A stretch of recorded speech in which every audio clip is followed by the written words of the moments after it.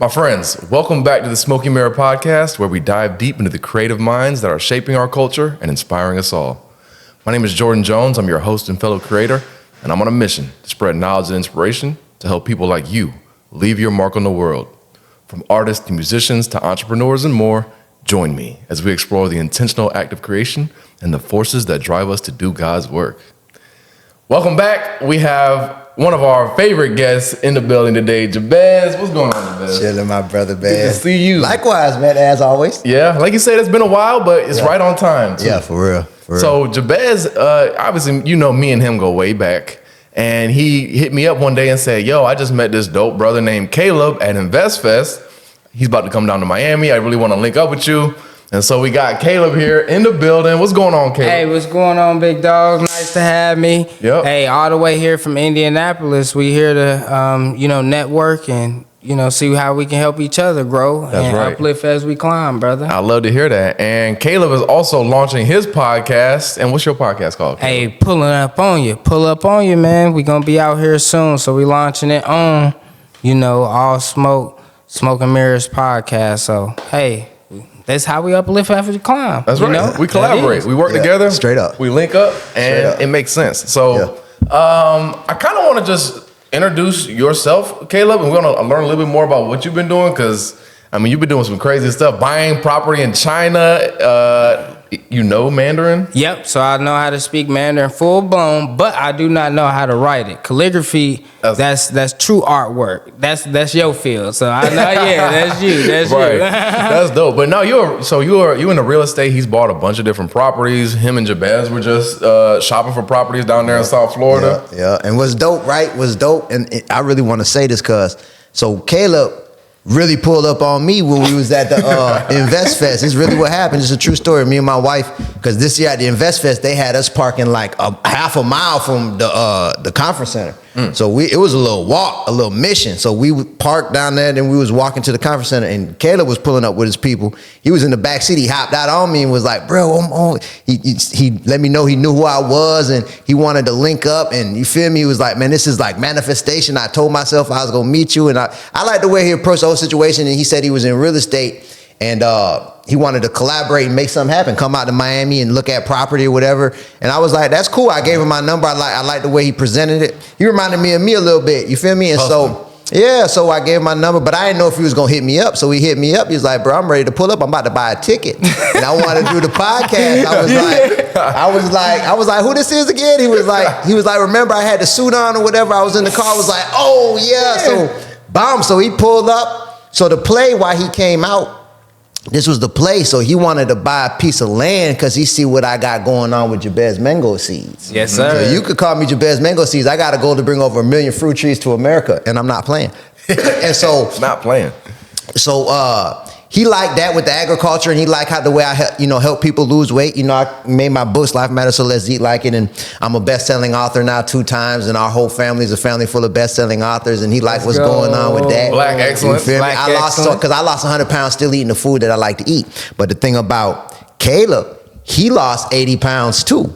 So he was, so it was synergy there or whatever. So he was gonna cut. So the play for him coming down to Miami was to do a podcast, and also to find some land so that I could grow on. So he was like, I'll buy the land, and he was telling me he need to buy some property anyway for tax purposes. So he want to buy a smart play with the land, and I could grow on it, and we can get the community involved, and the whole thing, we can inspire people to get into agriculture, and we could start learning how to acquire land. Because for example, like I know a lot of us, especially black people in America, we don't understand real estate. We don't understand how to actually own property. We don't understand how to buy smart. We just don't get it. You feel me? Because we wasn't taught. Right. Like I'm 42 years old. I've never bought property. I've rented my whole life. You feel me? And so, but I want to master real estate. You feel me? So but I'm learning and I'm understanding agriculture now, and I know how to communicate that. And so I thought it was a super dope idea for him to come with the real estate angle, and we can get the content, and he could break it down and make it clear and understandable. and speaking our language, how do you acquire property the right way to where it's profitable and to where you own? And then I can come in and I could explain how do we work the land in the right way. So this way now we're coming into our own as far as really just needing us, and we're not dependent on other people and other cultures to provide for us. We could provide for ourselves. So this is actually in real time. And we're just gonna document the journey. You feel me? That's dope. Yes, sir. Yeah. No, I love how all that came together. Really organic, real genuine. Yes. Caleb, I got a lot of questions. Like I'm wondering, like, why do you need to buy a property for tax purposes? But before we get too far ahead, just take me back to like when did you get started into real estate and how? So I got started in real estate when I came back from China in 2019. My whole goal and focus was to go back to my community and buy it back. So back when I was a kid, seeing what turmoil has went on in my neighborhood, just wanted to come back and give back to the community and build it back up. Knowing that gentrification is happening all across America in the inner city areas. So one big thing that my mentors always told me was, if you want to be wealthy, not rich, there's a big difference. Right. If you want to establish wealth, you need to own real estate. So that stuck in my mind ever since I was 11, 12 years old. I always knew I wanted to be an entrepreneur, but this way I could build generational wealth, have stuff that's tangible, and also, create financial freedom. That's the overall goal, right? That's right. So how'd you get the money up front? Like everybody talks about the down payment, the cash that you need. How did you get that? Saving? Well, we'll be honest.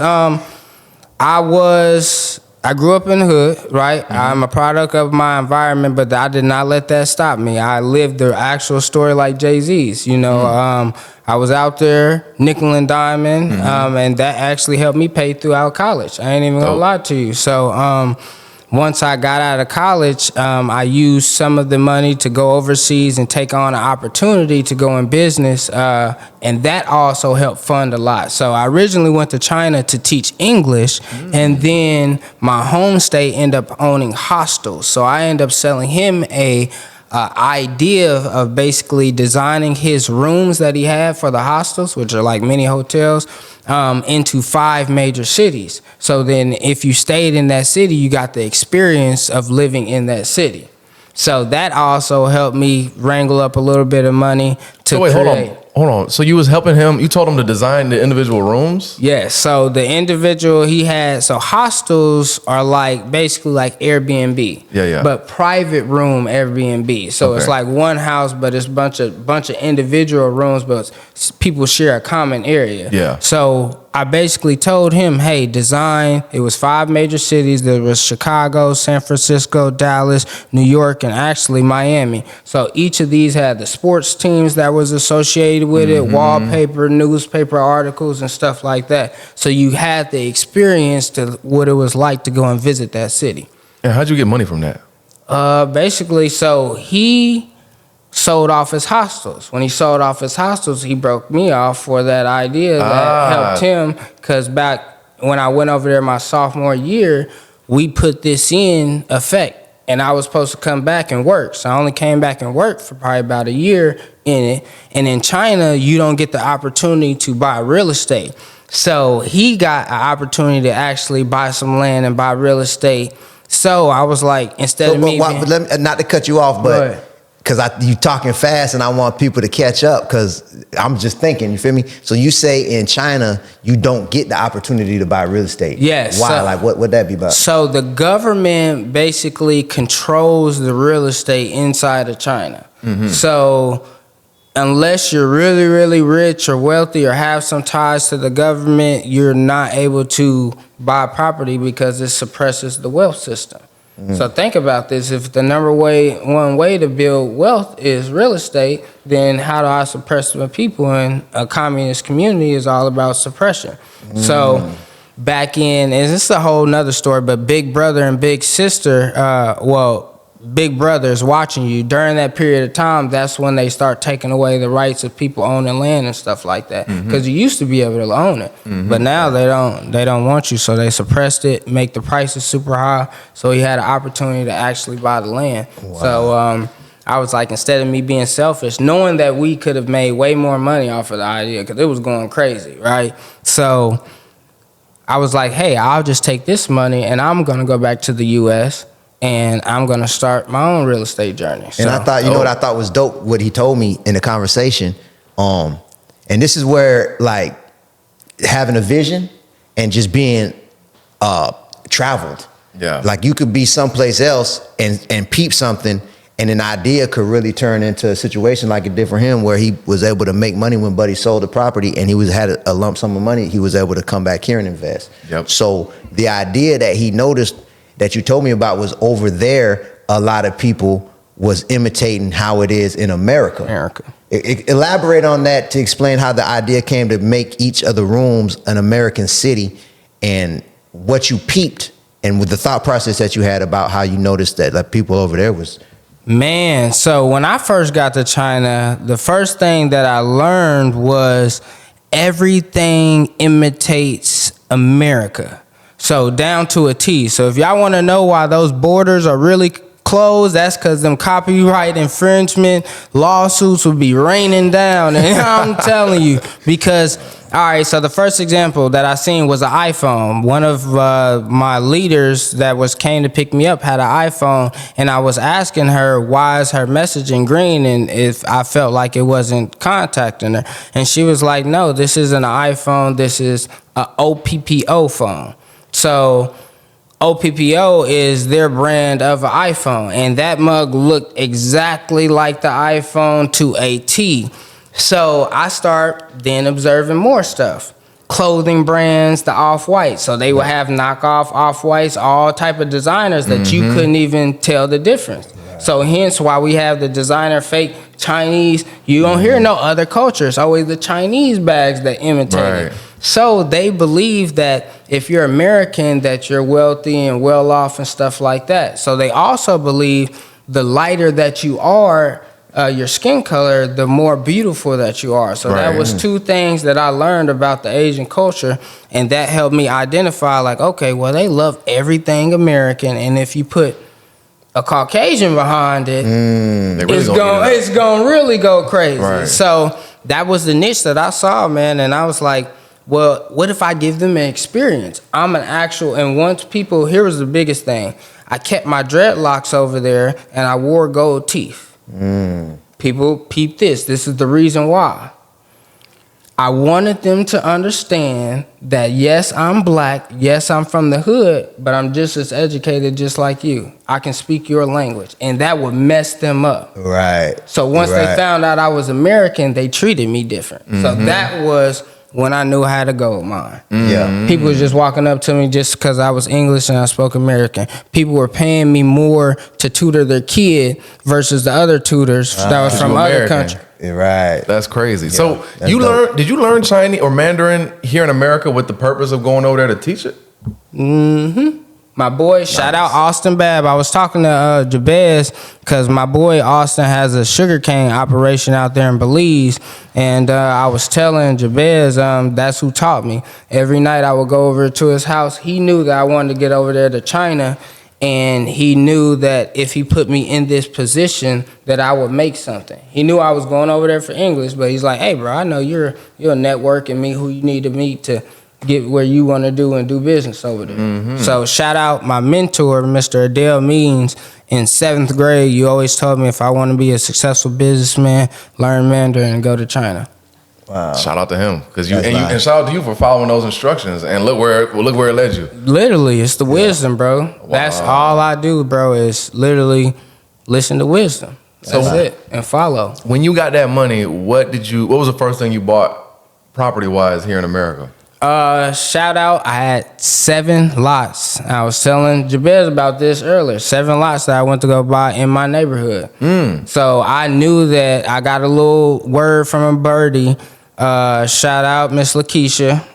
Shout out Miss Lakeisha. Shout out Miss Lakeisha. Told me that they were putting $100 million into Riverside. So that's my neighbor. So Miss Lakeisha, she was down in City Hall? She was a realtor. But remember I told you I owned a record label? Right. So she used to help my artists with the record label and stuff. But she was a realtor and she knew I was getting into real estate. She was like, you need to buy in your neighborhood. They putting $100 million. Wow. And so now. Wait, where you from?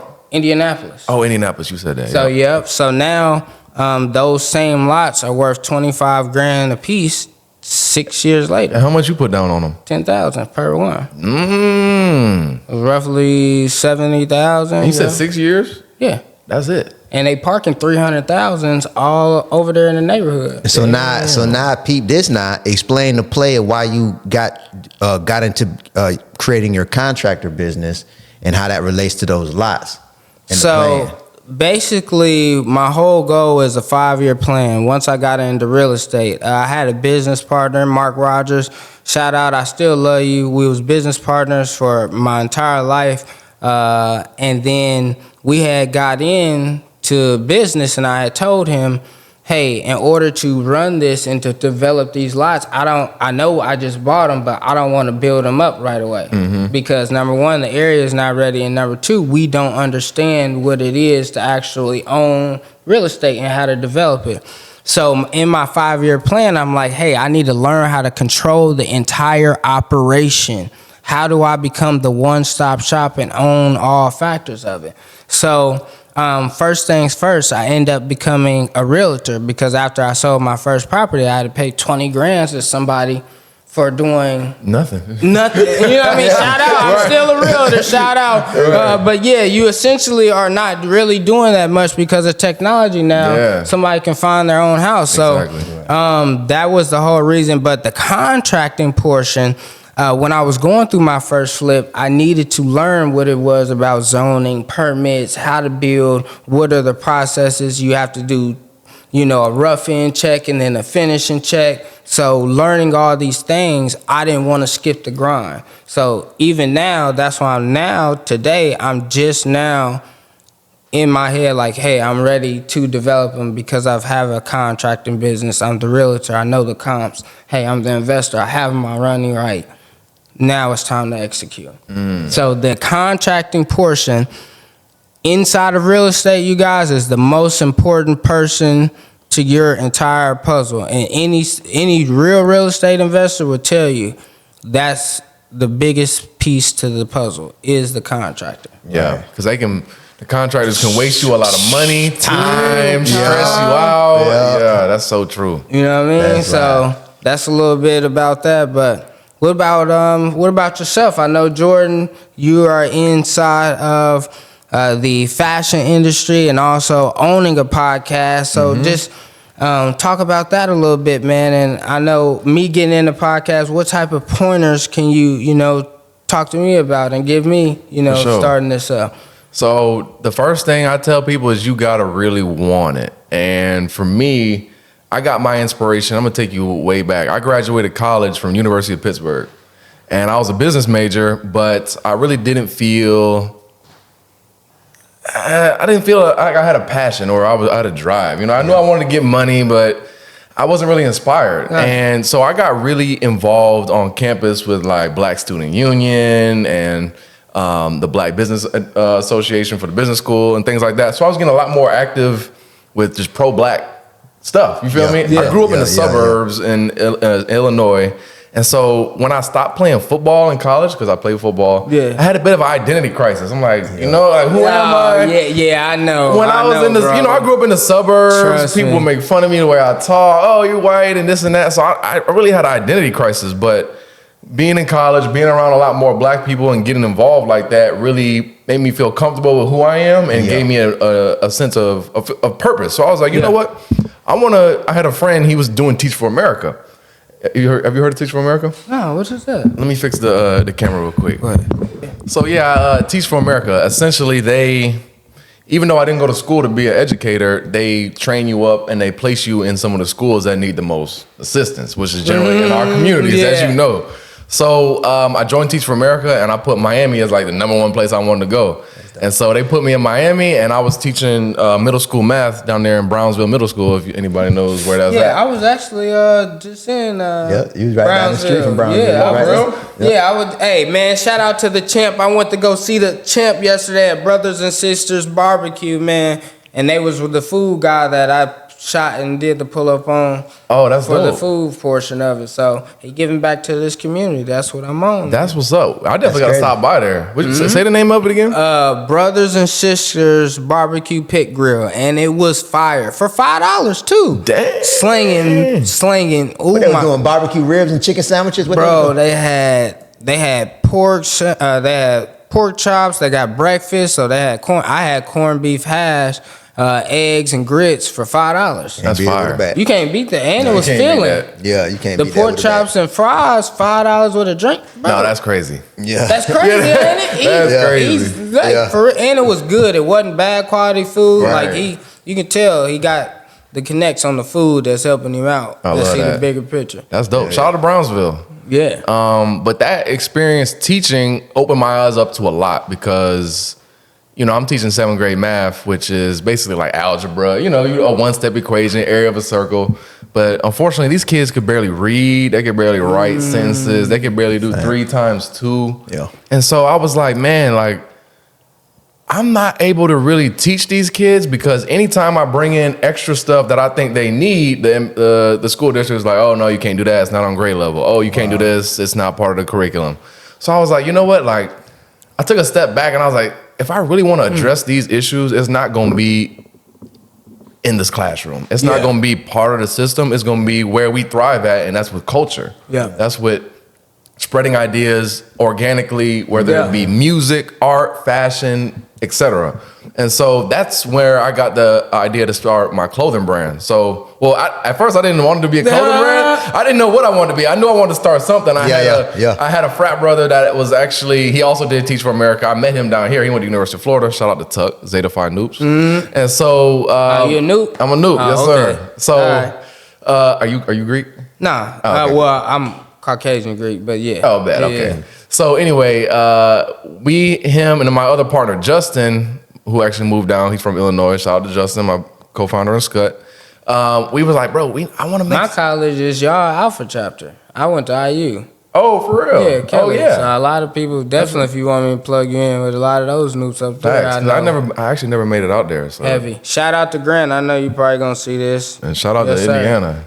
1911, that's dope. 1911, the start, start exactly, the OG. I wish, bro, y'all just didn't have, like, when I was on there, the people that was in it, the people right after my class, that's the people, that's my homie Grant. But the people that was there, they wasn't repping strong enough. And my uncle was alumni. He was like, bro, you're going to go and be a captain. And I was like, Unc, I would, but the Cappers that's up there not throwing bows like how you was throwing bows. And, you know what I mean? They wasn't doing it the same way. You know what I mean? So it'd be like that. But now it's back up. They run the yard again. So shout out to the news. Shout out to the Alpha chapter. I love that. So yeah, we really wanted to change the culture for a positive way. That was the bottom line. And so we wanted to come up with something that was positive but not corny, because you can run into that too, where you're trying to do something really uplifting and positive, and people try to clown you. Oh, that's corny, that's lame, ain't nobody gonna fuck with that. They don't hit. And so that's why I got the name Scut, because it was funny. You know, I was hanging out with a bunch of the noops, and one of them, I think it was from Florida Gulf Coast. I think that's what chapter what school he was at. I forgot what chapter. But anyway, he was saying, oh, we about to get scuddy, like going out. And, and I was that's like, hard, though. Yeah, that was hard. That is hard. Like, oh, yeah. So I was like, bro, I love that. I'm going to have to steal it. I'm not going to hold you. And so we took it, and then we made it an acronym. So it stands for Spreading Knowledge Using Tactics. Ooh. And so the whole thought and reasoning behind that is like, yeah, we want to spread information, but we want to do it in a way that's strategic. And in a way that will land with people. Yeah. And so, that's how the clothing brand was born. So that was in 2020 when we got started with the clothing brand. Really?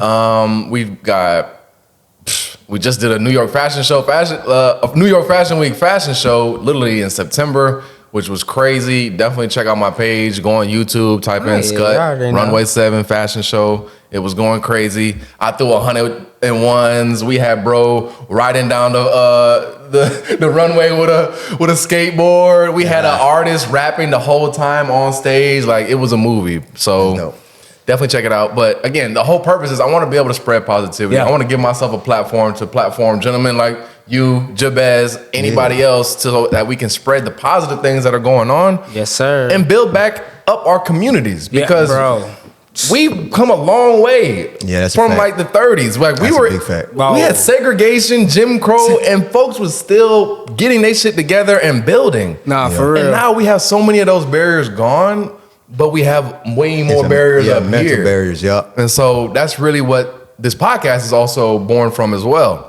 I learned so much from Joe Rogan and all the guests he had. I've learned so much from, so many podcasts I listen to, Impact Theory, it's just Earn Your Leisure. Earn Your Leisure, yeah. Shout out to those guys. Shout out to Earn Your Leisure, Yeah. bro. Yeah, and yeah. that's the whole moral behind Pull Up On You, is because I wish I would have knew about them 2 years ago. Right. Bro, I they wish I changed. would have known. Podcast changed my life in 2020. Yeah. That's when I stopped listening to rap music. You was asking, Yeah. and I started listening to podcasts and audio books. That's all I was listening to, bro. Yeah. And the game that I soaked up from them podcasts. Impact Theory, I was heavy on. Earn Your Leisure, I was heavy on. Inside the Vault with Ash Cash, Yeah. Social Proof. I was on all of them, bro, soaking up the game. And that's how I came up with, the idea to write my book. That's why I started selling clothes. Like, just I was seeing other people that was black that was getting money. Right. And they was getting it online, and I was listening to their tactics, and I was one step at a time just applying what I was learning, bro. Yeah. And I feel like podcasting is still very early, and that we don't have as many. I think Earn Your Leisure is probably one of the biggest ones, but them we need boys more up. black platforms. And I think that is the future, especially when you look at the election yeah. we just had. Yeah. Nobody cares if you go on CNN. Joe Rogan shifted that whole situation. For real. Real talk. And, you can say what you want, but nobody trusts mainstream media no more. They Nah, it's- Definitely it's- not. It's nice propaganda. We all understand that now. And so the future will be people coming on and having a 3-hour interview. Are you a real person, or are you just memorizing talking points? Yeah. And Yeah. if you real, you can get on here and talk your shit like the way we doing right now. Straight up.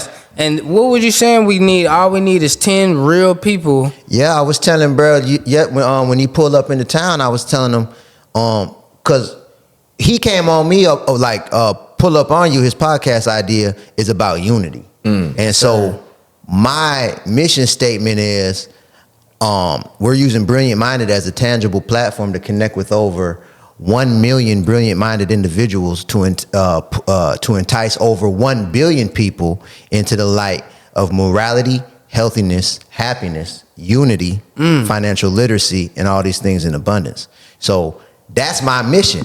Unity is part of my mission. And so I'm really on that. Like, it's been, and I was telling brother, it's been multiple people. I ain't gonna name names, but you know who you is. Like, it's been multiple people that I've gone into business with that just got slimy to the point where it's hard for me to trust people. Straight up. Like, I got real, my wife know me better than anybody on this planet. She know I got real trust issues. Like, for real. But at the same time, my whole life, I know, I can see it. Like, if we were to just stick together, and like when I connect with somebody, when I connect with people, and I be like, look, I'm gonna keep it real. All I need for you to do is keep it real. That's it. And let's not lie. Let's be honest. Let's just be genuine with each other. If an issue come up, let's talk it out. You feel me? I'm on that for real. But but what I noticed is everybody ain't really on that. So the point what I'm trying to make when I was talking with bruh, I was like, 2 people together could do so much when I do the math and when I really think about it. When you really get on the same page, 2 people could do so much. 10 people, bruh, it's up, bruh. 10 real genuine brothers that really understand their lane. Like I'm like starting to become a master at content. I understand that content and organic content, it is what allows me or anybody that's doing it to see what people are into.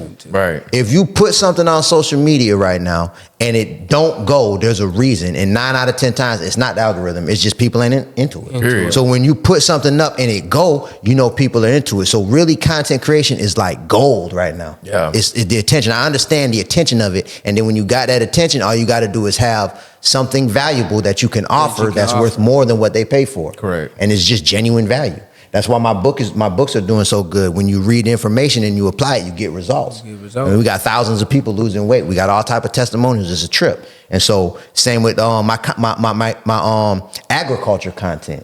It's about showing people how to, making it simple to understand and inspiring people to do agriculture. So I understand content. So when it comes to 10 genuine people coming together, my brother understands real estate. Right. You get what I'm saying? That's what I was going to ask you, not meaning to cut you off. It's like, can you talk a little bit about like what inspired you to get into the agriculture? Because I know we was talking a little bit about that in the background of your family and being involved in that. That's some dope stuff. If you can really talk about that, brother, please. Yeah, man. Yeah, so what it was like a series of things, to be real with you. But like what it was, like the start of it was back in the days. The start of it really started from 2020.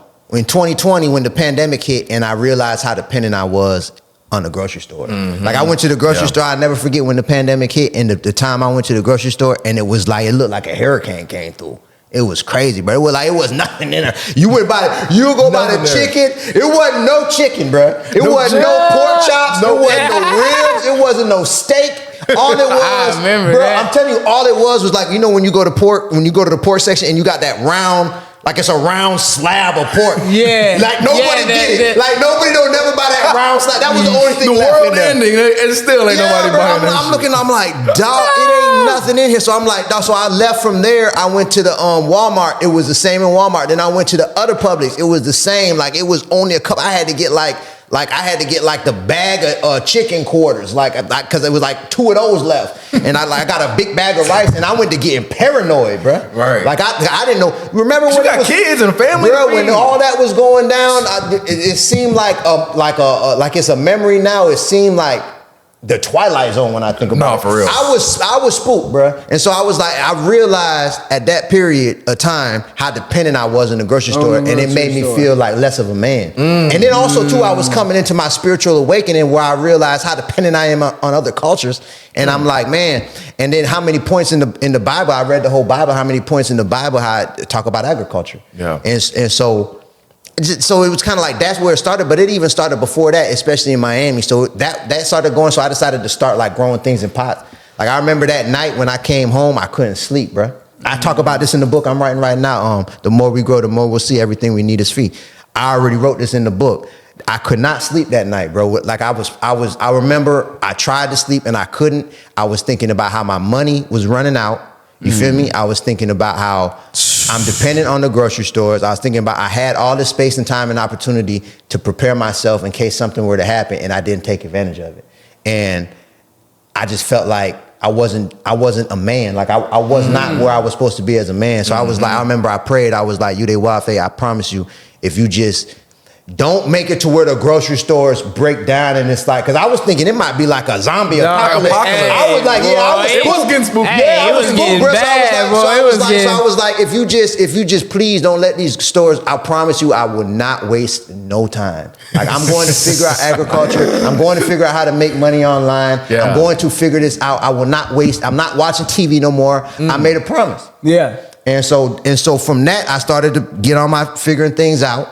And then really what it was though, bruh, and where the whole agriculture content came from, I had a flashback of my brother Richard, God bless the dead. He was, I remember we was driving that old Cutler in Miami one day. He was like, bro, you remember how it used to be mango trees and fruit trees everywhere? And I was like, it was. When I moved to Miami, bro, I moved into Coconut Grove. I could walk from my grandma's house to Carl Gables High School, and I'd be able to get some star fruit off one tree, a mango fruit off another tree. It was orange trees. It was all type of fruit trees where the tree would go over into the sidewalk, and just walking through the hood, you could just grab some. And so I would be able to get breakfast walking to school consistently, bro. But then it was like a citrus disease came.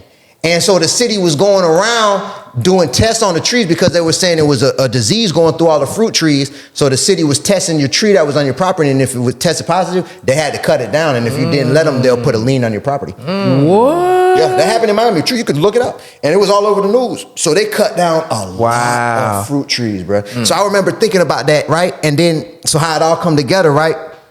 I was just in my thoughts reminiscing. I'm creating content. This is after I had started getting a buzz, and I was trying to think of, for probably a couple weeks, I was trying to think of different things besides just weight loss that I could talk about. Right. Because I didn't want to be like dependent on just weight loss. You feel me? I was trying to diversify, so I was trying to think what to talk about, and then my mind took me to Johnny Appleseeds. Like I remember hearing the story of Johnny Appleseeds back in the days. When I was young, and I was like, whoever Johnny Appleseeds is, they was lying because he was just going around making apple trees all across America, just planting trees with the seeds. And I'm like, bro, that's genius. So I don't know. I thought about that, and then I don't know. It just hit me. I'm like, man, I'm about to be Jabez mango seeds. I hit it. I'm like, man, I'm about to just start germinating seeds and growing, and I'm gonna start giving them out because I'm already getting money with the book. Right. I'm getting money with the book. I figured it out. So I'm like, I'm going to be able to get the money. I don't need to sell the agriculture. All I need to do is inspire people with it and give it out. And then down the line, I could turn it into a nonprofit. Amazing. And so that's when I started doing the agriculture. I was like, I'm just going to document my journey. I'm going to keep it real. What I don't know, I got motion, so I could just ask people.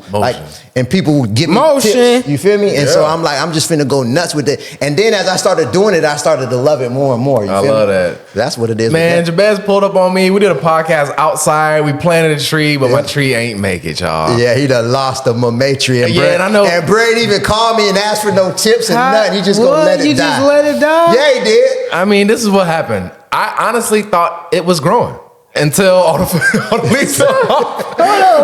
Because I would go outside and I'd be looking. I'm like, is it getting enough sun? Okay, I think it is. And I think that's what it was. I don't think it got enough sun because that freaking avocado tree is. Yeah, it is. It is kind of. But I think you could have. It was probably something else. You feel me? But it's all good. It's how we learn, bro. That's how we learn. You know what I'm saying? We learn. That's how we learn. Bro. But no, I love that story, Jabez, because you're right. Like, why can't we have fruit trees everywhere? Yeah, feed man. The homeless, feed children. Like, why not? Man, watch. We about to go up. Me and Burgess went over to shout out Kelvin. We dropped off a that guava was dope. tree. That was dope. Excuse me, papaya. We dropped off a papaya tree to his house, man. Yeah, man. That was tree number 21. So it's only 999,979 more trees to go. That's it. Yeah, we almost there. So I got a question for both of you guys, man. I know I had some challenges starting off in business at the beginning, but given two different fields, and whoever wants to go first, what were your biggest challenges starting your businesses, that you can offer to some early entrepreneurs that are looking to get started? You want to go first? Yeah, I can go first. Honestly, we're running the challenges every day, but I would say getting started, the biggest challenge for me. And how'd you overcome them? Sure. Got you. Honestly, getting a successful business model, and honestly, that's still something I'm kind of struggling with when it comes to the clothes and the fashion, because it's like I have big ideas when it comes to culture and we want to do this media and this and that, but then when it comes to like having a replicatable business plan every day, making money, it's kind of difficult because you need money to test products, you need money to rent studio space, you need money to pay somebody to edit. So I'm not even gonna lie, that's something that I still kind of struggle with. But one of the ways that I've been working through it is one, getting a team, like working with other people. Bro, that's key. That's one of the biggest things. Key. You got to find somebody you can trust, like Jabez was saying, people that you want to work. Yeah, dependable, want to work towards what you have going on.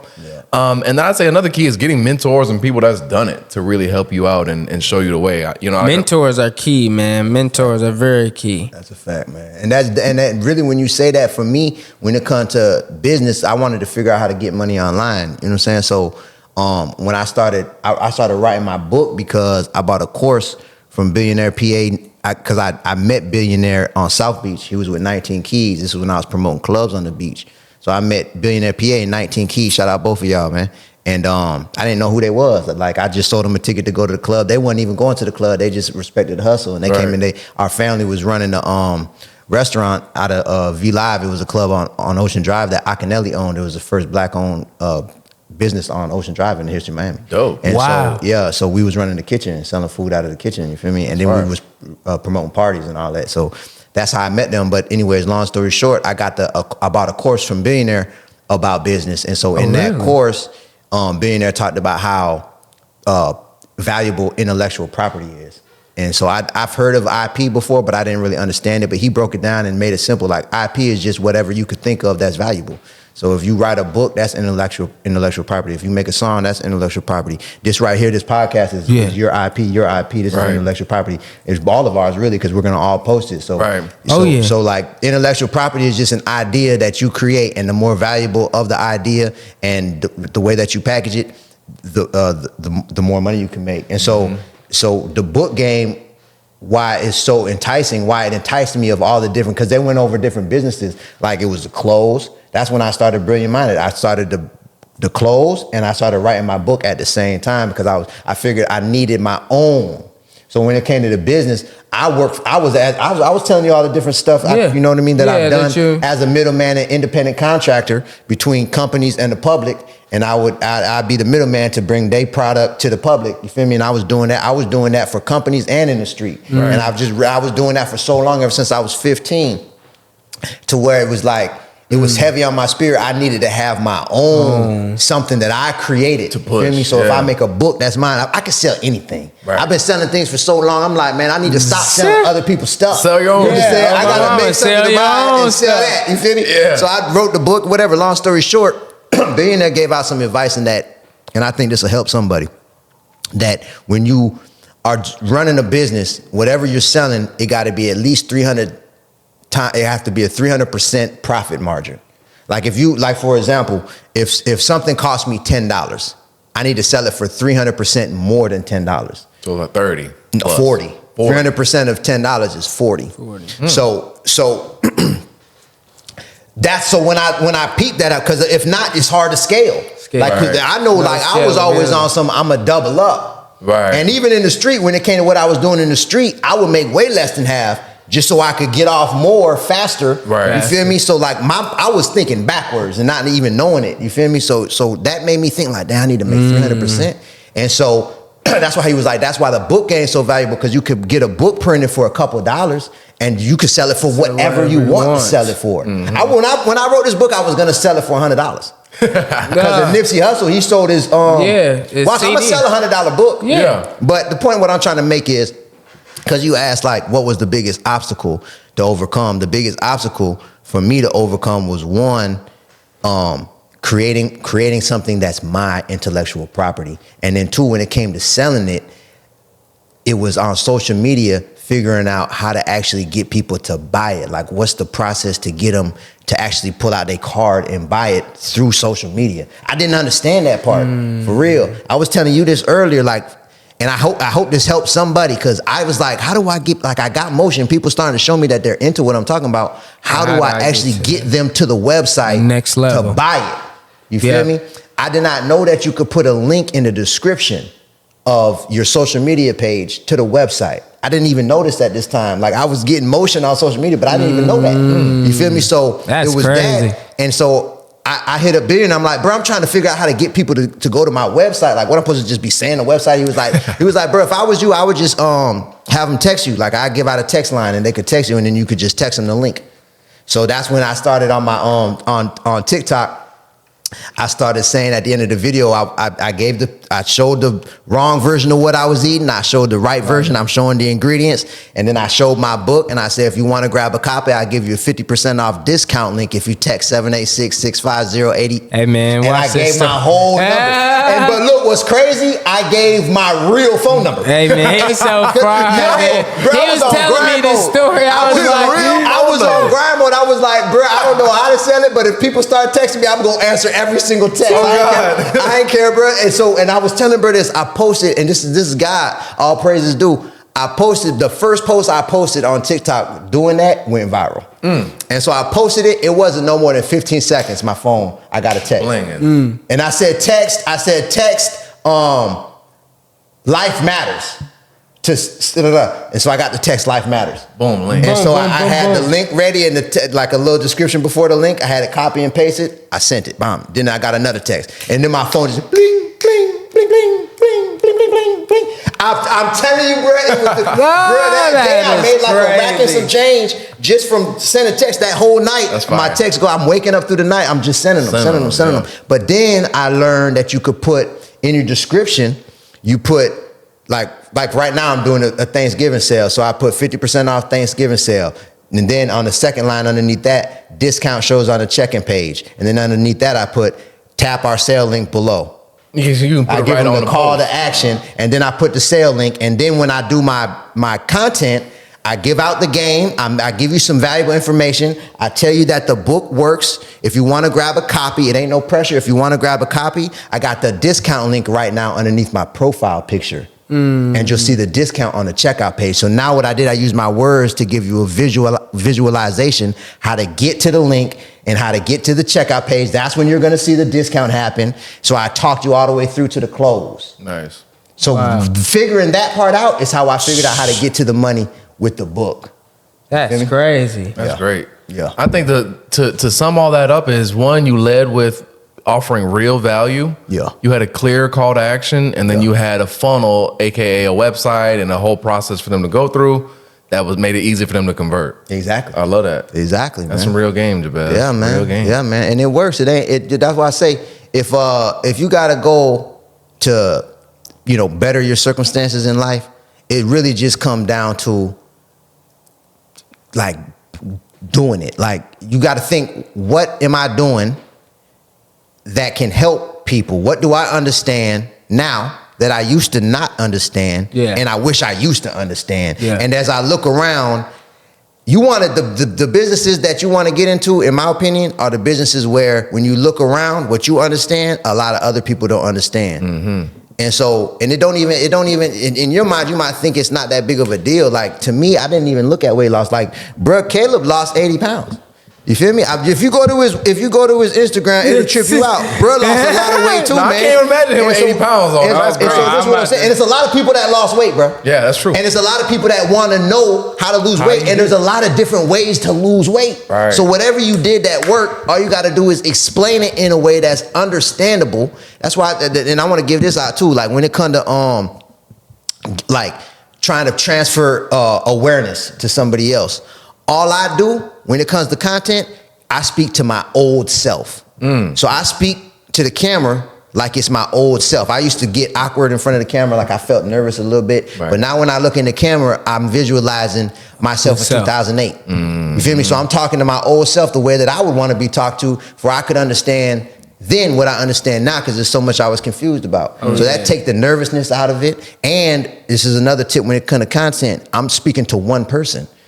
Some people, that's what he was especially telling. when you coming up in the game, like when it comes to the content game, like when you coming up and you don't got motion yet, if you saying what's up, y'all, and you don't got motion, it come off, it don't make sense. Like you saying y'all, like it's like a whole Like it's bunch, a of bunch people of people watching. watching. Like there's a lot of competition out here. Like humble down a little bit. Like Humble speak to down. one person. But even when you start getting big, here's the psychology of it. When you looking at the camera, when you looking at the phone, and you doing your content, when you speak to one person as opposed to a group of people, even if 1 million people see that post at the same time, right? Let's say 1 million people see the post at the same time.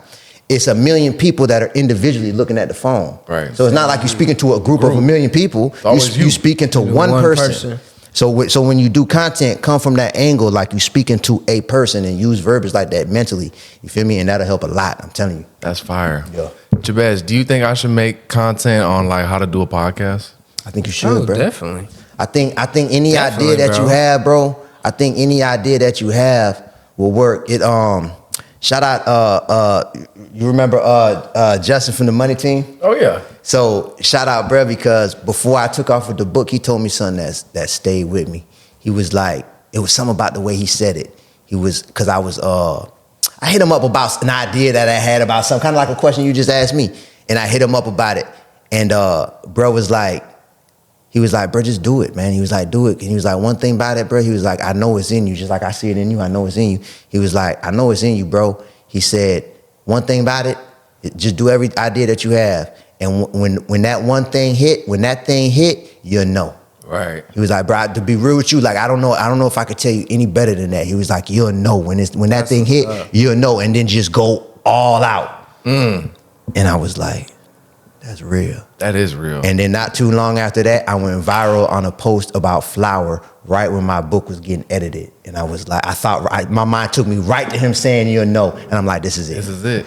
Man. That's what I was gonna ask both of you guys that question, but since you've already went into it, Jordan, can you describe to me a significant turning point that's impacted your business or something like that? Yeah. You know? I mean, probably because it was when me and Jabez went viral. That was the first. Oh wait, let me do the camera real quick. School, man, and just grab a little. I know I've done like little meetups and like seminars because that's what I do. Just real estate meetups, and once a month, every Thursday. Once every Thursday, the third Thursday every month. It's just you can come out and I just teach basic general information about real estate for free. Right. You know, and I give away the sauce. But the thing is people don't pay attention until you make it not free.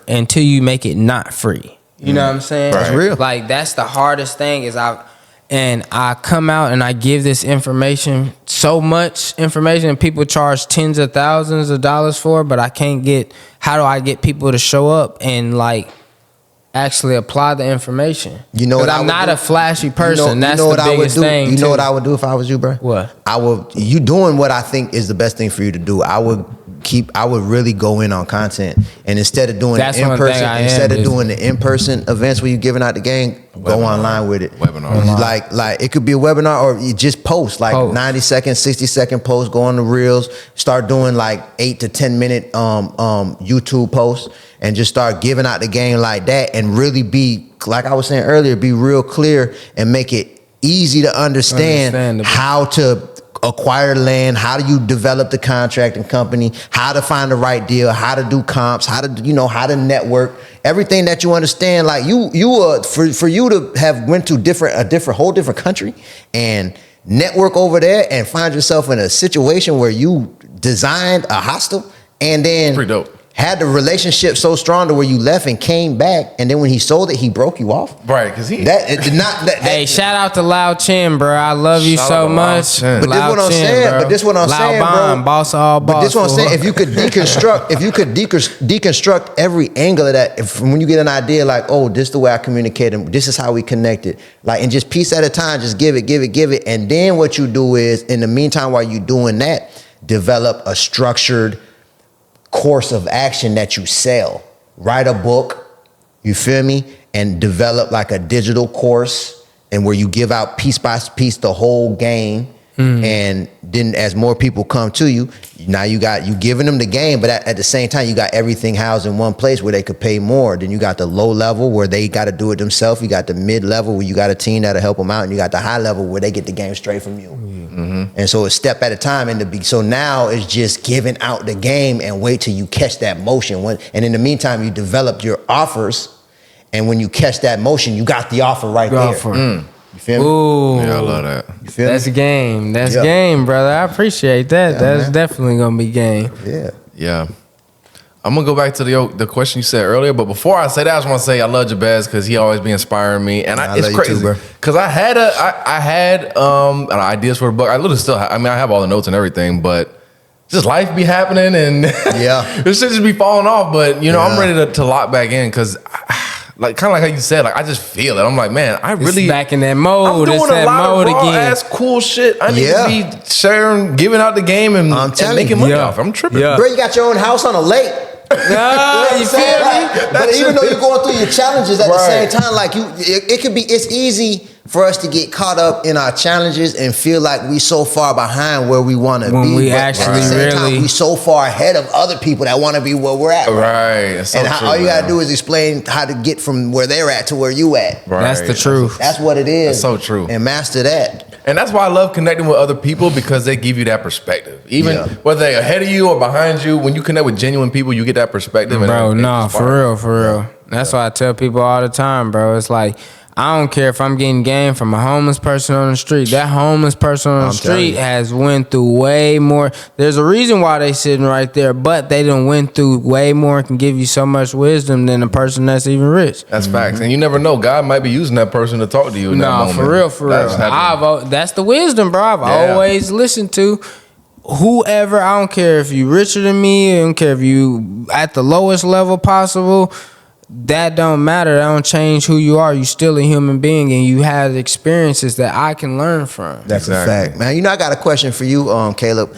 So, because you asked us when was the moment we kind of like that pivotal moment, and so you got 26 doors. Yeah, 26 doors. And to be real, because Brett had a little moment with us earlier, you know, and he showed one of his accounts, and it's nice. I'm just gonna say that. I don't want to put your business out there, but it's nice. Like, we're doing way better than I was at 29. Yeah. So, and I'm 40. I'm about to be 42. So what I'm saying is, knowing that, when was that moment for you with real estate where you like, okay, I'm on. Like, I know I could do this. Like, was it a moment when you was like, okay, I get it now. Like, this is it. I think once the $500,000 in revenue generating from the contracting business. When I had that, I took one crew. So I'll never forget this story. William and Karina, I love you guys. I'm glad that y'all now are in position where you own your own businesses now. And that's what I've always wanted you guys to do. So I took one contracting crew. They were inside doing my aunt's stuff. And this is when I first started. I said, I need to find just one solid crew and we gonna run it up together, right? So they were doing my aunt's tile, and they were doing a nice job, and I never forget it. Shout out my aunt Misha, and I told them, I was like, man, you guys do good work. What do you guys all know how to do? And they were like, bro, we know how to do everything. And I was like, don't tell me everything, because I don't like that answer at all. But I was like, okay, well, they the Migos. Okay, they probably do know how to do everything. No offense. Shout out to the Migos, boy. I love y'all. So they was like, bro, I was like, well, here, I got this test for y'all. If y'all can come do this tile for me, I had like a whole kitchen where they need to lay tile. And I said, if you do that, we're going to lock in. I guarantee you I'm going to make you $1 million. So I didn't make them $1 million, but that first year of working with them, remind you, they were only two things. We were only doing kitchens and bathrooms, no whole flips. I grossed them over $100,000. Nice. By themselves. You know what I'm saying? Nice. So that was my turning point of my 5-year plan, knowing that, hey, I could have a crew, have that business working, but also be able to manage a whole flip. So that was my turning point, because I didn't want to go get a 9-to-5, but I wanted to stay inside of real estate. And being a realtor, what they don't tell you is you have to have your own sphere. So it ain't like, hey, they tell you go buy your own, sell your own houses. No. So that's why it was so pivotal, and my key turning point was when I knew my contracting company was able to run, and I was able to have, 5 different crews in each different division. So my drywallers, I have 5. I manage over 20 crews now. So in residential and commercial. So that was my pivotal point, was saying, hey, I got 5 drywall. I can call speed dial. I got 5 HVAC. I got 5 electricians that are loyal to me, that when I pick up the phone call, they're going to come and knock it out. That's dope. So that's when I was like, now it's okay. I can rip and run. Now I can build a house from the ground up. Because on my first flip property, the first property I ever bought, I did an add-on suite. So I had to learn to go get permits, go get the block foundation and build it all the way up, the framing, go get an engineer, architecture. Shout out Roger Malone. You've been helping me out my whole journey, but helped us out on our first flip to really teach us the game of what it's like to actually build a house from the ground up. That's so what's up, bro. That's it, bro. Congratulations on all your success, brother. That shit is amazing. That's inspiring, and bro. I wish nothing but continued success. I love to see yeah, it. bro. Yeah. Nothing for y'all too, bro, to see black brothers to be able to succeed. I do want to touch on one big thing, because you were up there with my homie. Shout out Street Dream Apparel, but you were in NYC Fashion Week, weren't you? That's right. And back in September, you just glimpsed over that like it wasn't a big deal, big dog. Like, to be black and in fashion, and to be in New York.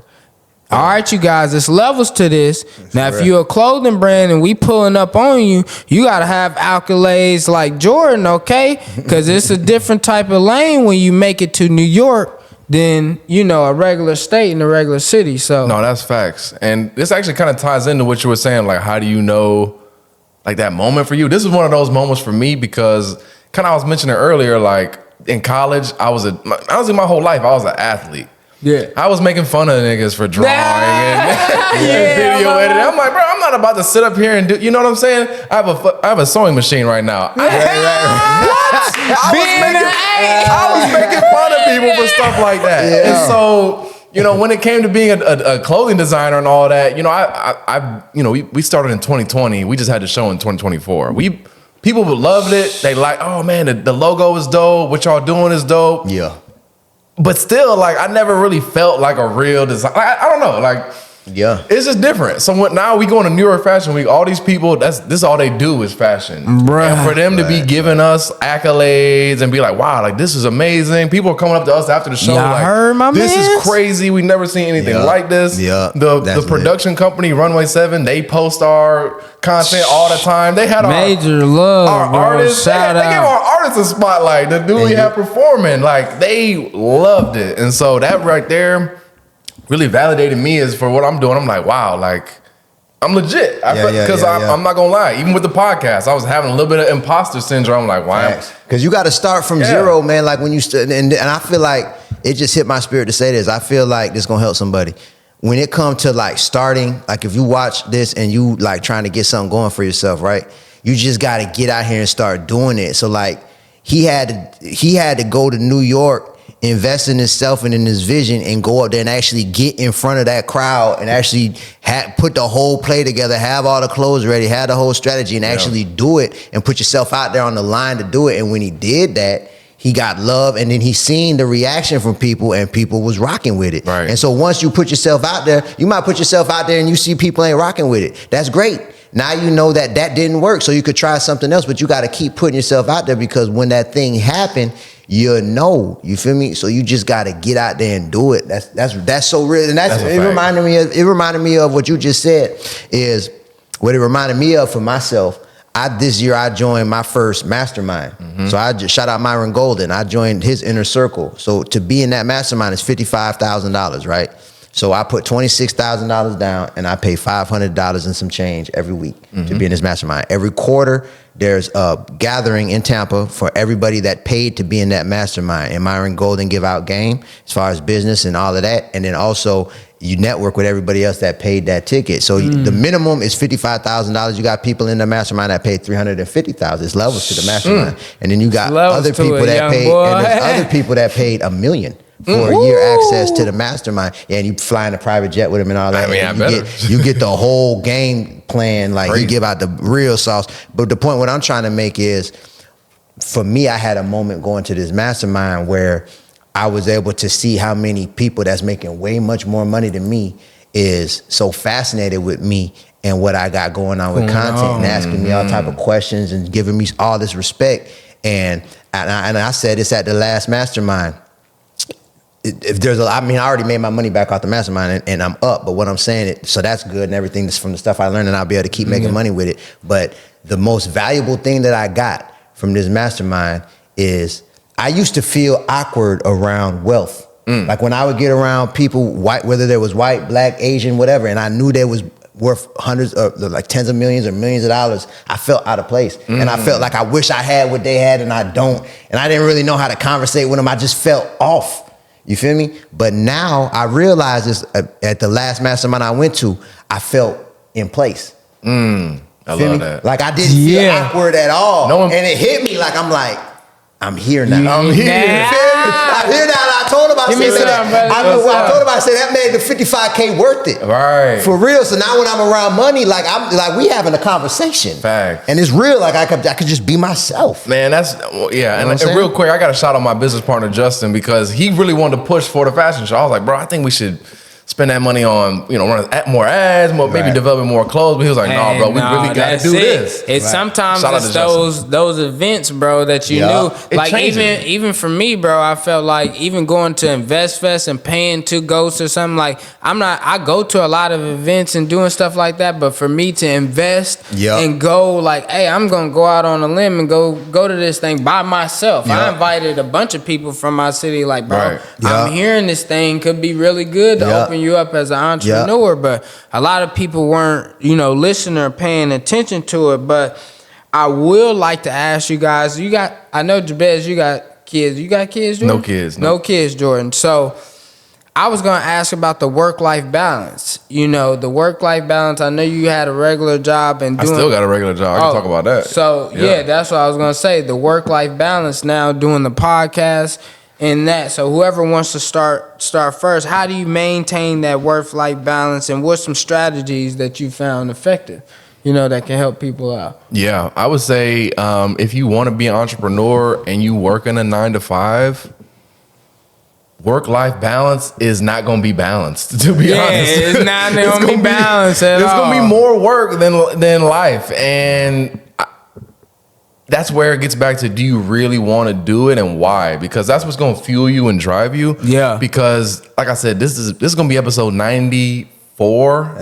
And this has been 3 years in the making, and I'm telling you right now, it's still hard editing it. Like, it hasn't stopped hazing me yet. I'm still getting hazed by this podcast. So you gotta really want it. But on the flip side, I would say the routines. You gotta have a routine, and it can be a challenge if you, for example, like are working from home all of a sudden. Because when I was working from home, it's kind of like different when you get up, you go somewhere every day, and then leave. When you at home, it's almost like a little bit more challenging because you're like, I ain't gotta get up right now. You ain't gotta get up. Discipline. You gotta have, but no, it's way better to have discipline, and that way you making less decisions. It's not, ain't no decision. I wake up this time, I go to the gym this time, I do work this time, I got the podcast this time, I'm editing this time.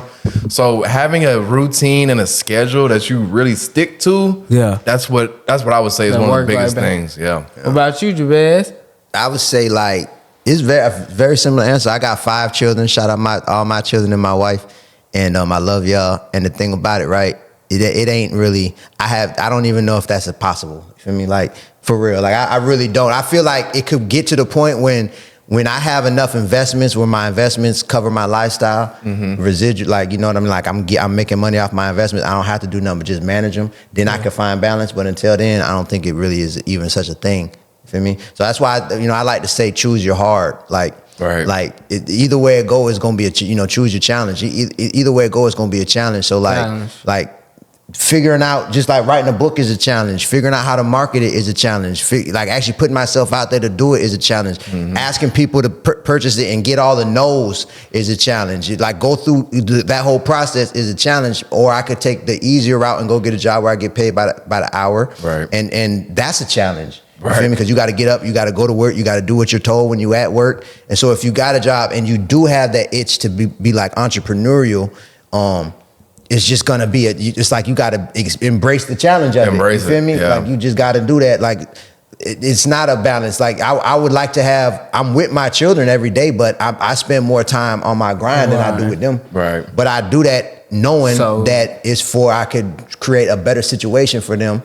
And I accept the fact that I got to take what comes with that. Yep. They see what I'm doing, and they might have their feelings, and they might respect that. They respect it, but they might, in the back of their mind, wish they had more time with me and wish we had more conversations. And I'm doing my best but I made my choice. Right. And so it's like, it is what it is, and I do my best to communicate that. And that's just what it is. Like, you got to choose your challenge, man. You got to choose your challenge, yeah. And actually, I want to flip this on you. I had a question about managing all those people. You said you had like 20 teams or crews. Yeah. How do you manage all that? At first, bro, what I had to do was systems and processes. So until probably about a year and a half ago, I did not have any systems and processes. For me, it's just I knew like, okay, so what I had to do was break it down. So yeah, I have these crews, but now these crews rotate and work for specific divisions. So my investment crews are 5 crews that are inside the investment division. So they only work for Buy Back the Block, which is my company, and other investors that hire my company. Mm-hmm. So they only do small, medium, and heavy rehabs. They're the rehab crew, right? The kitchens, the regular clients is the regular residential kitchens and bathrooms. So the kitchens, bathroom, flooring jobs, paint jobs, those crews are, there's about 4 crews on there. So they do their regular kitchen and bathroom, the tile, then they rotate on. Then the commercial is a little bit different. So contracting with commercial is more down the line. So you bid on a job, say November, but the job might not start till May of next year. So we got the contract to do this, so they're a little bit more free to either go help these 2 other people or to make sure that the timelines of these projects. So my niche for my contracting is how fast I'm able to get projects done because I put these systems and processes in place. So when it would take somebody, 4 or 5 months on the rehab, I can guarantee, and I have, reviews and customers to prove it, I can get a flip done down from the studs in a month. So it sounds like it really boils down to organization in those processes. Yes. So it's like saying, hey, well, you got 2 days to do this. It should only take 3 days to do this. Well, it should only take 2 days to do this. Shout out to, there's a show on Netflix where I got motivated, and now I make all of my new crews or somebody who wants to join me watch it. So you ain't got no excuse to tell me why this ain't done. Because they doing it in a day. Right. They doing it. You can't do it in 3. Like, so you can't tell me that this is So if you want to join my team, this is the benchmark. This is how we work. You're gonna get paid accordingly. Right. But this is my expectations because that's why we get so much business, because we set ourselves out. That was my next question to you guys is how do you set yourself out to your competitors that differentiate from you and your competitors? Because mine, for me, is project time and how we're able to get it done and budget friendly. Yeah. So I know with investors, we work with hard money. You know what I'm saying? So with hard money, you have to pay on that money every month. So you don't want to be paying on that money every month. It ain't coming back. It ain't coming back, and the project is stretched out 6 months. So I've learned that, and that's my niche. So if you come mess with us, United Nations General Contracting, the whole thing of when I made that name is Unite All. I've always been about unity. It's important. That's dope. So, no, I love that. So that's my question to you guys. How do you differentiate, Yeah. Good question. I would say with the clothing brand, what differentiates us is what we stand for. I mean, the logo itself is very unique. The Scut name, and and not only do we have the spreading knowledge using tactics, but we also have strength, knowledge, unity, and truth. So like just the depth behind the brand and the meanings that we put into even the designs is what really makes it stand apart. Because anybody get a T-shirt, why buy a Scut when you can get a Supreme or this or that? It's because of what it stands for, and people really gravitate towards that. As far as the podcast, honestly, it's me. You're not gonna, like, who else can talk to? I talk to artists. I talk to people who started companies. I can talk to a criminal. I can talk to I can talk to anybody. You know what I mean? And what's really great about what people have told me is what's really great about this is I take people, and especially like artists, I humanize them. So, a lot of times I feel like artists get almost like locked into their persona. Bro. Who they are as a person. Forget who they are. And so I can help kind of break that down to where it's like, what is you were like as a mom, Sexy Red? Like, you know what I'm saying? Like, what's it like? That's real. Really humanizing them. And I think that shows a perspective to their fans and to the audience of like, wow, like that's cool that this is a regular person, but they're doing things that I think are amazing. Dope. That's dope, man. That's it. I love that, bro. I love that. Thank you.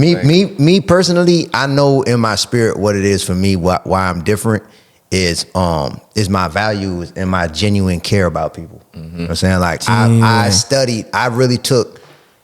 have studied morality and ethics for over 1,000 hours. Like I'm not That's like key. making this up. Like I really have a spiritual mentor, and I really spend thought process on how to be the best person I could be to bring about a better world. Real talk. So like when I come to my content, I'm freely giving out information and I fully understand and I fully have faith that I'll be blessed for that. And so all I got to do is figure out how to capture the value that I create and give out. So I'm very giving of information, and I genuinely care about I ain't gonna say all people. I don't care about demons. I don't. Right. But I genuinely care about, not for real, like they make me sick. Only God can care about that. Everything. No, but even in the Bible, God has a hatred in his spirit for evil doers. Yeah, it's a hatred. It's in the Bible. But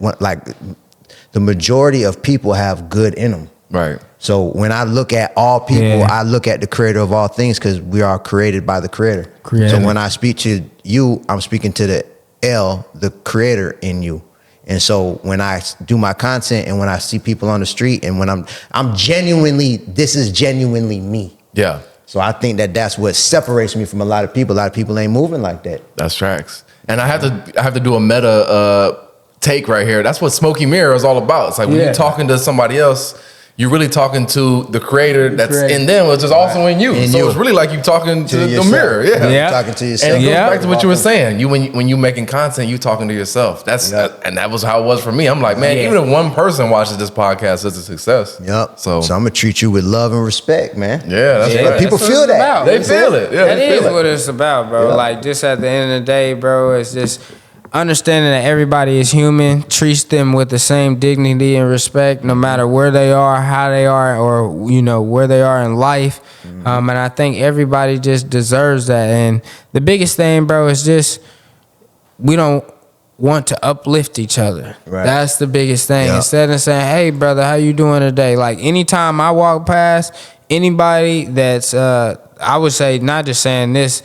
But anybody of color, I just be like, "What's going on, black woman? How you doing today? How you doing, black king? You doing all right? You doing all right, my brother?" Right. Why do I say that to every black man? Because we're supposed to be brothers. That's what God created us for. Yeah. You know what I'm saying? But we don't realize that, and that's how we slowly, instead of saying, "What up, my nigga?"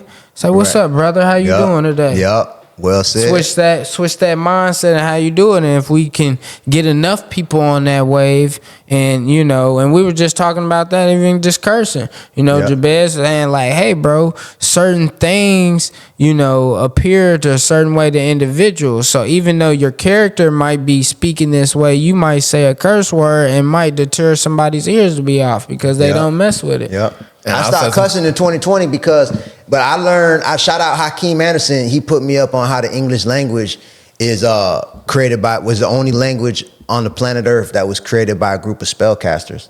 All languages all languages are a derivative of either Arab or Hebrew. I believe it's Hebrew, but who knows these things? But all languages come from the original language. And so there's a lot of languages on the planet, but there's only one that was created by a group of spellcasters. People understand the magic of spell and like wizards. Spelling, yeah. So that's why they call it spelling. So when you do a curse word, you're cursing. It's a curse spell. And so when you say these words, that's the energy that's coming from you. And so I used to cuss all the time. I'm gonna say that. My family, like I was on it. So when I learned that, and at the same time I learned that lesson, at the same time I was really getting, I had hundreds of hours under my belt of studying the Bible. So it all made sense for me to just stop. Like, let me just stop and see what happens. And the more I think about it, you can't turn somebody off by not cussing. If you turn somebody off by not cussing, you don't need to impress that person. Yeah, I mean, straight up. Like, you don't. If it's a person that's getting turned off because you don't cuss, well, you ain't say a bad word. That's not somebody you really need to be rocking with. Yeah. But you can turn off a very good person to be in your life by using language like that. That's someone true. that really believes that these words have power, and they're gonna hear that and be turned off by you. So you might as well just don't do it. Don't do it. That's true. And I think, and it even goes a step further about the things you say about yourself and the world around you. Yeah. This is going to be really crazy, but we don't see reality, we really project it. So like we're getting light through our eyes, and our brain is like creating an image. And so when you think about your brain is making that image, you can program yourself to have positive things or negative things based on the things you say and the things that come out your mouth. Yeah. And they did a study that says like negativity is way more powerful for your mind and programming than positivity. Yeah. So if you can just not say negative things out loud, it does wonders for you. You don't even have to be positive. Just don't say anything negative. For example, you don't say like, "Oh, I can't do this," or "I Boy, can't they do show that." got on me earlier. Yeah, I we said, did. "Hey, I can't. I I hate technology." And they was like, "I said, man, I can't." And they was like, "Hey." I said, that's the first thing you need to stop right now. That's the first mistake right there. Don't say that. Nah, for real. But that's up. accountability between brothers, and that's what we need more of. Like, Yeah, for real. Yeah. You know, and I take pride in that and having like-minded brothers like yourselves around, you know. And so I will ask one more question, right? Sure. How, and this is something, you know, everybody goes through. How do you overcome your tough time during business? Like, what is your motivation after you go down through that slump? Because I know when COVID had hit, it was a good time for y'all, but it was a horrible time for your boy. Your boy was, it went good right before COVID. And then COVID hit, then interest rates start going up, and your boy was crying. I never forget, boy, I had to come off 20 G's, bro, on a property that it was in over like 40 grand in equity. Damn. Because of interest rates that happened in that neighborhood. So it's like, it's really, You can keep going. it's really crazy, you know, because of that. So, like, just learning that type of thing, bro, and understanding that, like, so I know I went through that little peak in there, and I know I was able to overcome it. But what were, you know, some things that you guys have done to overcome that rough time, and what gave you that motivation? I would say for me, it's I know in my heart I'm not gonna stop. Yeah. So maybe I'll take a break, or you know, life is happening, and I'm not getting that podcast out every week like I want or whatever. Yeah. But I know it's not gonna stop. Like I'm gonna get back to it eventually. Like there was a bit of a hiatus from like I think I posted an episode in like August, and then my other one that I posted most recently was in November. So there was a little break in there, but never in my mind was it gonna be quitting. Yeah. Even if I had to take a year off, I'm gonna get it back. So I think to answer the question, it's not a great answer, but it's kind of ambiguous. But it's really just like, as long as you don't quit, you're almost guaranteed to win. Yeah. That's a fact. As long as you can stick it out, no matter how long it takes, keep putting in the work and just don't quit. Boy, your boy was about ready to quit. I was in tears. I said, bro, what? This mug was worth? What are you talking about? Y'all just told me. You tell me I gotta. Bro, what? And it wasn't just that one. It was like the slew of them. It was like, bro, y'all telling me, and then it wasn't, that's when I got into like, bro, these are some of my good rentals. Are you telling me? And then you gotta offload some, and because of this, and it's like, so I what never made you stick it out? Yeah, what made you stick it out? Bro, sent to retire my mom. Yeah. That's the biggest thing. She's on dialysis, and you know, I had to take her to dialysis. And I remember this vividly. I was like, you know, how do I get to her? And she had to come off of work. So she was still working. She would have to get off at like 1 o'clock and then go. And then she had a stroke, bro. So she had a stroke, and I'm like, well, she can't be working much longer, you know what I'm saying? And so that was my biggest thing, and just having my little girl. Those two people were the main reason why I was like, man, I gotta keep going. The generational wealth, bro. Deep. That's deep. I think that's what it is for everybody that achieve greatness. Either you gonna keep going or you gonna quit. You know what I'm saying? Like, I feel like for me, it's like my whole life, I felt like I was here for a reason. I told my wife, there's people I asked people, you know, you ever felt like you could change the world? Like, I be asking people, and people be like, most of the time, like, I don't even have this conversation with people no more because of how many times they look crazy. Or they feel like I'm trying to put on, like they feel like I'm trying to like stunt, like I feel like I could change the world. But ever since I was young, I felt like I could change the world. Me too. So it's like, but look at that. See, there ain't no coincidence. We all right here, right? You see what I'm saying? But what I'm saying, for me, it's like, okay, every time that I think to do something, if I quit, I'm not gonna get there. Yeah, Right. And I would rather, like, I know in my spirit, like, we are eventually all of us get to that point where we cross out of this body and go into the other place, Right. wherever that is and whatever that is. We all gonna have that moment where like that, like you're gonna know, like, oh my God, it's my last breath. Like, you feel me? So, like, everybody gotta cross that bridge. Everybody gotta cross that bridge. Yeah. And I know in that moment, but real game. But real talk, because I had a couple of times where it was like I felt like I was fighting death. And so what I'm saying, like, I know that, like, I felt like I got close to it. And so what I'm saying is, in that moment, I didn't feel like in both of the moments, I didn't feel like I did enough. Like, I didn't do enough, man. And so, and then at the end of the day, I know if I quit, I know I didn't do enough. So I might as well just keep my foot on the gas. Yeah. And at least I know I tried. Nah, I tried. 100%. Straight up, Yeah, man. bro. Straight up. It goes back to, again, of what are you doing it for? And I really think you got to dedicate your life to something bigger than you. Yeah. The bigger picture. Because, like, for me,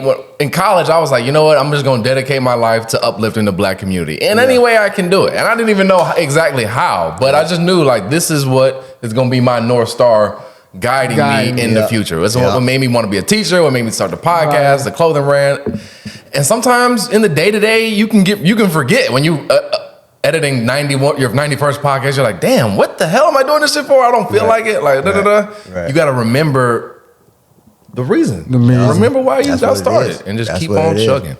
Yeah, bro, that is. Man, this was good, man. Yeah, this is a good vibe. Caleb's a good vibe, man. Jabez is always good with you. Caleb, you got to come to Miami more often, bro. Bro, I think we can really turn this into something like real thing. Like, I really just want to pull up on people, like, and just really make this a big thing and really just share wisdom with each other. Like, we got that group chat now, so let's drop information, whatever we learn. Or, like, for me, I'm heavy into the stock market now. So I've been inside of it on the, like, laid back investor, but now I'm on the options. Shout out to Ian and, Earn Your Leisure, bro. So heavily on that. You guys need advice or anything like that, bro, or any type of connection to any type of field. That's what I'm about. I'm about, hey, how can I help this person further this? Facts. Wherever you may be in life, bro, everybody can help somebody. Real talk, man. And this is another thing, and it just hit my spirit to say that, especially us, like, as a people. Like, every connect that I have is Jordan's. Every connect that I have is my brother Caleb's. Like, I don't hold connects. Right. Like, I don't need to hold it to make it up for me. Like, Right. Like we need to stop doing that with each other. I was about to say, I for got real, a question. dog. Like, we need to stop doing that, dog. Why do you feel? I want both of y'all answers. Why do y'all? All right, let me ask a situation that has happened. Yeah. And then why do you feel like people do it? I ain't gonna say no names, but I have people but for real, like, people that, that I rock with even to this day, but I see their ways, like, they like a middleman between either like a manufacturing plug or like a whatever. I don't want to get too specific, but like they know somebody that could help my situation out, but they don't want to connect me. They want to, like, be the middleman. Like, I gotta go to them, and then I gotta pay them, and then they pay this person, and they keep the jug. And, like, you get what I'm saying? Instead of just connecting me straight to the person, like, why you gotta jug the situation? just introduce me to who I need to know to get to where I'm trying to go. Yeah. Because one thing about it, when I make these connections, when I'm gonna make money with the people. Right. I'm gonna make the money off the moves that I make. I don't need to make money off my brothers to connect them to somebody that can make the moves off the plug that's that what they I got. be saying. Like, we gotta stop. That's what's holding us back. I feel not the only thing, but that's one of the things. That's like, one of the big things. If you feel like you gotta be a jugger of connections, you not putting in enough work, man. Like figure out how to get it on your own and connect your brothers and sisters to the people when they need them, man. For real, man. We got to start doing that. I think it comes from a scarcity mindset that I've heard that too. It's like I kind of want to, I don't want to blame capitalism, but it's something about individualism and, like, the way we are in America, where it's like, I did it on my own, I get it. And so you don't feel you almost feel like it's competition if you helping other people. Yeah. But in reality, like, there's plenty of money to go around. Everybody can eat. I don't even know why people do it. Like it's just like speaking Chinese to me. Like, I'm confused. Like, you feel me? Like, real talk. Like, why? I don't get it. Like, just stop. Like, we just gotta stop doing that. That's it. I mean, people do it on restaurants. They won't tell you what restaurant it is. They'll post Bro, post a it meal and they just having. Where's I don't where's want you that? going Don't to my worry about spot. it, bro. I don't want a long line there. What? You want to know? I really want to say this because, man, it's some people inside of my city. Like, I've been asking them to link up for so long, and you know, it's so crazy because now they're inside of the contracting field, and I've been telling them, like, we all do real estate, bro. Why don't we all link up? You're an expertise at this. I'm an expertise at this. Instead of you trying to come over here, I can teach you all the stuff that I know, so you don't be bumping your head. Right. And we can all work together, bro. There's so much money out here that can be made, but we just don't want to come together. For what reason? I don't know. Nah, but we doing it though. We doing it though. We know all we gotta do. And we gotta lead by example. All we gotta do is stay consistent and lead by example, That's true. man. And at the end of the day, the time gonna always tell the truth, man. But like I say, what bro good at, bro good at real estate. Bro got a podcast. He understand what's going on. We coming together. We all interjecting what we got going on. I got motion online, so not all of us is sharing information with each other, and we ain't holding nothing back. Like that's all it. Like bro understand the stock markets. If he put a play in with the stocks and is making money, or he foresee a play that's making money, all he got to do is just tell us, man. That's all you got to do. Look, Hey, I'm about to look. I just put 10 racks over here. I just put 5 over here, man. Trust me, it's working. Like put your money right here. It's working right now. Like that take 10 seconds. 10 seconds, and, bro. You feel me? And then if I be like, bro, how does the process work? Like, how do I actually put the money in there? Bro, take the 10 minutes to explain it. Like, that's all we got to do for each other, really, man. And as long as we stay consistent doing that, we're going to just keep charging up. It ain't no excuse for us to not all have. So like we got a little situation going on right. It was really a big one going on right now. So all we got to do is stay consistent. That's it. You feel me? And then everybody, and I want to say this too, man. If anybody see what we got going on and like it, I'm starting to put the word out, man. I'm looking, and I told Caleb this earlier today. I'm looking for 10 people. You brought it up earlier. I'm looking for 10 people, right? Yeah. That's genuine, that's moral, that's ethical, that's have the same frequency that I got, and that have value to bring to the table, whatever your field is.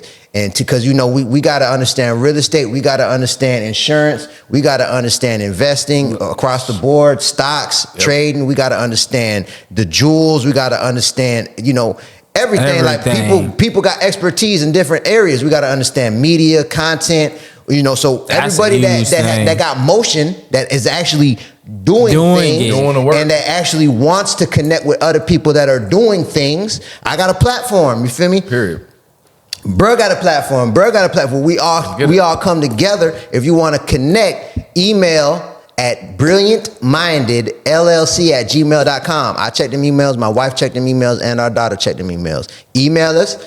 Give us your social media. Give us the proof of concept and everything that you got going on, so we can fact check and see what's popping, and then we'll link up. You feel me? And let's make this thing happen, man. I love it. Straight up. Hey, for real, man. And let's be all action, not all talk. That's the biggest thing. All action, not all talk. So, hey, and this why we pulled up. We in Miami today. Oh. You know, on the Smoky Mirrors podcast, we got Big Jabez in the building. You know what I'm saying? So, that's what we doing. Establishing greatness. So, absolutely. That's what I'm talking about. Thanks, brother. Man, this was good, man. This was great, man. Much love. Prayers up, blessings up. You already know. Make sure y'all go grab that book too, man. Oh, yeah. That.